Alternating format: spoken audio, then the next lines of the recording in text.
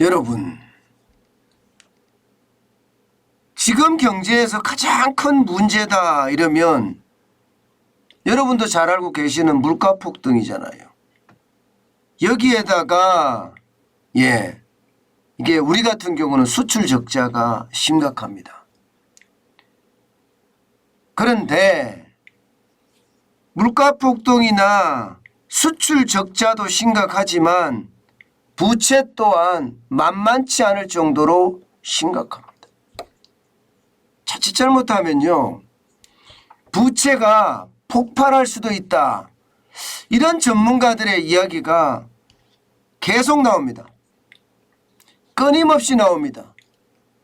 이것은 그만큼 말입니다. 부채가 위기 수준이라는 거예요. 자, 여러분, 왜 그런지 이거를 일단 한번 보시죠. 4월 기준 다중채무자 대출 잔액입니다. 598조 9천억 원입니다. 엄청나죠?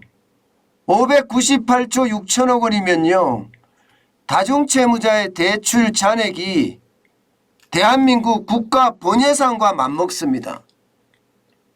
대한민국 국가 본예산이 작년에는 558조였지만 올해는 607조 7천억 원이거든요. 그러니까 다중채무자의 대출이 엄청나다는 이야기예요. 일반적으로 다중채무자라고 하면요, 3개 이상 금융기관에서 대출을 받은 사람을 말합니다. 뭐 1금융권에서 받고요, 또 2금융권에서 받고요, 그 다음에 카드 론을 쓴다든가 이러면 이제 다중채무자가 되는데 이 잔액이 너무 많습니다. 이렇게 됐을 때 여러분, 결국 말입니다. 연체는 점점 커질 거고요. 여기에 대출 만기 연장까지 같이 걸리면 이게 9월 이후 뻥 하고 연말에 금융위기가 올 수도 있다. 이런 암울한 전망까지 지금 나오고 있습니다. 그만큼 부채가 말입니다. 심각하다는 거예요. 자, 이걸 한번 보세요. 그나마 2022년 4월은 598조 9천억 원은 줄어드는 겁니다. 2021년 말 602조 6천억 보다가 줄어들었어요. 그렇다고 하더라도 이게 5월이 지나고 6월이 지나고 7월이 오면 이게 더 커질 거라는 게 시장의 전망치예요. 4월까지만 하더라도 말입니다. 자영업자 보상을 해주고, 그죠? 또 여기에다가 거리두기 제한을 좀 풀고 나니까 장사가 좀 됐거든요. 그래서 최소한 카드로는 좀 덜 쓰자, 카드 돌려막기는 덜 하자, 이래서 조금 줄어드는 듯 보이지만 여러분, 4월 이후에 지금 경기는 더 나빠졌습니다. 5월, 6월, 7월, 게다가 지금은요, 다시 코로나 6차 대유행이라고 이야기할 만큼 현장에는요, 보건위기라고 하는 게 지금 뒤덮고 있습니다. 여기에 휴가까지 많이 가잖아요. 대학볕에 견디지 못하니까요. 그러면 다중채무자라고 이야기하시는 분들 그만큼 벌 수가 있을까요? 쉽지 않아 보입니다. 특히 말입니다, 여러분. 2017년 말에 490조 6천억 원입니다. 2017년 말에. 불과 말입니다. 지금 5년 정도 됐나요? 5년 정도 만에 108조가 늘어난, 108조 3천억 원이 늘어났습니다. 이거 감당하기 쉽지 않다는 게 일반적인 예상이에요. 금융감독원에서 이 자료를 냈는데 금융감독원도 이 자료를 내면서 말입니다. 이거 심각해 가는 상황인데 경기가 좋아지면 다중채무자들이 좀 줄어들 수는 있지만 경기가 나빠지면 나빠질수록 다중채무자들의 충격은 점점 커질 수밖에 없거든요. 게다가 여러분, 인원도 엄청납니다. 451만 명이나 돼요. 작년 말보다가 3,000명 정도 줄었지만 451만 명 만만치 않은 숫자예요. 2017년 말에는요 416만 6천 명이었거든요. 거기에 비하면 지금 얼마나 늘어났습니까? 적어도 말입니다. 35만 가까이 늘어났습니다. 35만 가까이. 다중채무자의 어떤 증가가 35만 명이 더 늘어났다는 건 여러분 결국 말입니다. 이게 충격이 올 수밖에 없다는 게 일반적인 시각입니다. 그래서 정부는요 지금 B2도 깎아주고 B2도 빚 탕감해준다고 하잖아요. 자영업자도 빚 탕감해주고 이런 최악의 쉽게 말하면 국민들의 반발을 불러올 수 있는 그런 조치까지 지금 내놓고 있는 실정입니다. 저는 기본적으로 빚 탕감은 안 된다는 사람이지만 지금 그만큼 말입니다. 현실이 녹록하지 않다는 이야기도 되는 겁니다. 여러분 이 지표 한번 보세요. 9월 31일까지인가요? 이게 대출 만기 연장 그리고 이자 상환 유예가 말입니다. 그 금액이 133조 3천억 원입니다. 결코 낮은 숫자가 아니죠. 지금 현재까지는요. 이게 대출 만기 연장 금액 이거 말입니다. 비싼 이자를 받고 있는 2금융권이면 1금융권으로 옮겨주겠다예요. 그리고 대출 만기 연장도 은행별로 알아서 하라고 이야기했지만 기본적으로 정부가 다 해줘라 100% 연장 이런 분위기예요. 그렇지만 은행 입장에서는요 책임질 수가 없거든요. 이거 배임의 문제가 생기기 때문에 최악의 차주는 걸러내는 게 일반적이에요. 그러다 보니까 말입니다. 100%가 아니라 95%는 연장을 해주되 5%는 지금 안 해준다는 분위기거든요. 말로는 지금 5% 되지요. 실제 말입니다. 대출 만기 연장 하나하나를 따져보면요. 이거 만만치 않을 수도 있습니다. 은행마다 5% 이상씩 더 이상 대출 안 돼 이렇게 나올 수도 있다는 겁니다. 이게 바로 금융위기를 몰고 온다는 겁니다. 이게 정부가 가이드라인을 제시를 해서 이게 자영업자 금융지원 100% 해라 이렇게 이야기하지만 실제 은행별로 돌아오면 주주들이 말입니다. 여러분 배임으로 그럴 수도 있습니다. 은행장을 말입니다.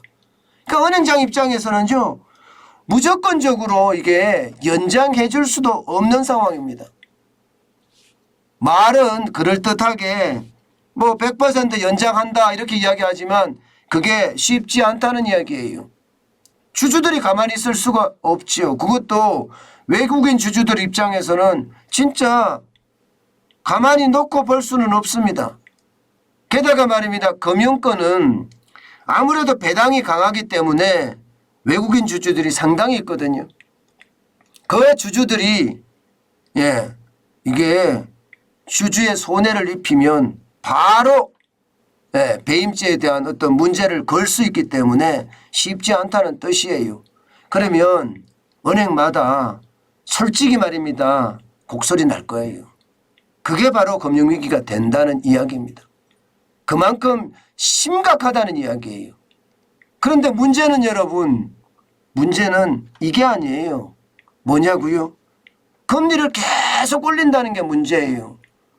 지금 현재만 하더라도 대한민국은 기준금리가 2.25고요. 미국은 2.5%입니다. 금리를 더 안 올리겠느냐? 대한민국 올립니다. 결국 8월 25일 날 어떻게 할 것인가의 고민인데 0.25%를 올릴 것이냐 아니면 빅스텝이라고 이야기하는 0.5%를 올릴 것이냐 굉장히 고민을 할 겁니다. 한국은행이. 분명한 것은요. 안 올릴 수가 없는 입장이 될 수도 있습니다. 물론 이 한미 금리 역전이 일어났는데 외국인들이 7월처럼 돌아오는 모습을 보이면 안 올릴 수도 있겠죠. 그렇지만 이게 한순간이거든요. 한순간 판단 잘못했다가 외국인들이 쑥 빠져나가면 그때는 어마어마하게 충격이 될 수도 있거든요. 그런 상황이라면 여러분 결국 미국의 금리를 올리니까 우리도 등 떠밀려서 올릴 수밖에 없는 게 현실 아닐까, 저는 그렇게 지금 예측합니다. 게다가 말입니다. 올리는 수준도 굉장히 셀 거예요. 8월만 올리는 게 아니라 대한민국은 10월 14일도 있고요. 11월 24일도 있습니다. 우리도 3번 남았습니다.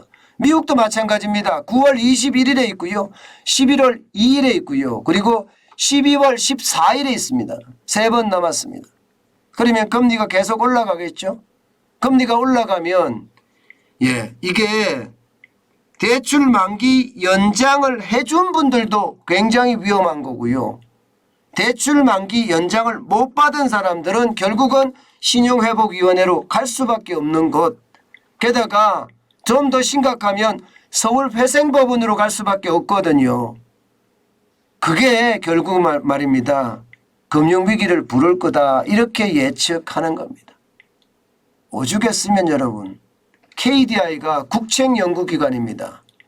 그런데 그 국책연구기관이 자영업자 금융지원이 만료되는 9월 이후가 관건이다, 이렇게 아주 강하게 말입니다.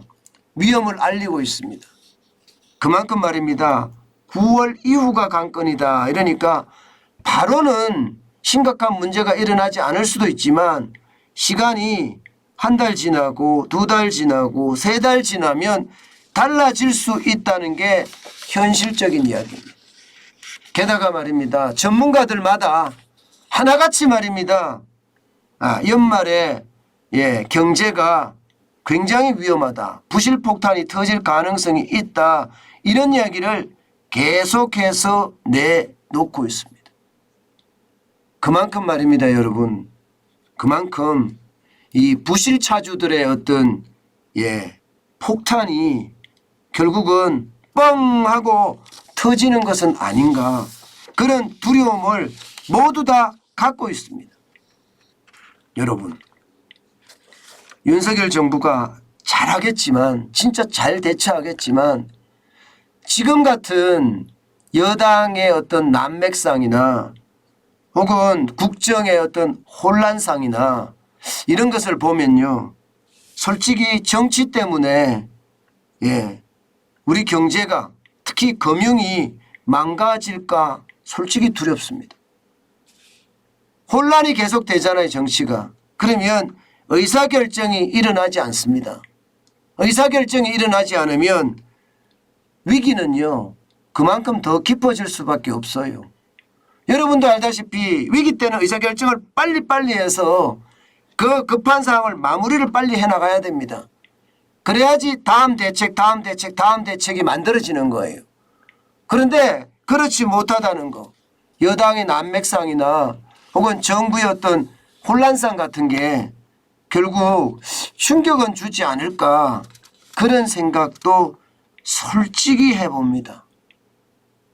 여러분, 위기는요 분명히 다가오고 있는 거 사실입니다.